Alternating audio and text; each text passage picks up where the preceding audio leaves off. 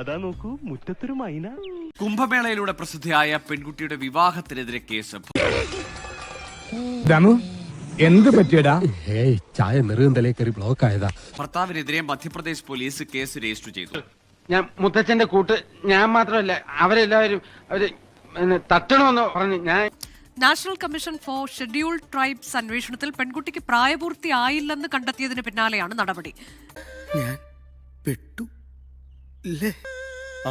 ഈ വിവാഹം കഴിക്കുവാൻ വേണ്ടി വ്യാജരേഖകൾ അടക്കം നിർമ്മിച്ചു എന്ന കണ്ടെത്തലാണ് ഇപ്പോൾ കമ്മീഷന്റെ ഭാഗത്തുനിന്നുണ്ടാകുന്നത്. പെട്ടെന്ന് ഒരു ഐഡിയ തോന്നിയതാ സാർ. അങ്ങനെയെങ്കിൽ സ്വാഭാവികമായിട്ടും കേരളത്തിൽ ഈ കല്യാണത്തിന് കാർമ്മികത്വം വഹിച്ച CPI നേതാക്കൾ, സംസ്ഥാന സെക്രട്ടറിയും CPM-ന്റെ ഇപ്പോഴത്തെ തിരുവനന്തപുരത്തെ ആക്ടിംഗ് ജില്ലാ സെക്രട്ടറിയായ AR റഹീം ഒക്കെ എന്താ ഉറക്കം വരുന്നു. ഈ കല്യാണത്തിന് വിവാഹത്തിന്റെ വേദിയിൽ അല്ലെങ്കിൽ അതിനെ സംരക്ഷണമൊക്കെ ഒരുക്കിക്കൊണ്ടുണ്ടായിരുന്നു. അവരെല്ലാവരും പുലിവാല് പിടിക്കുമെന്ന് ഉറപ്പായില്ലേ?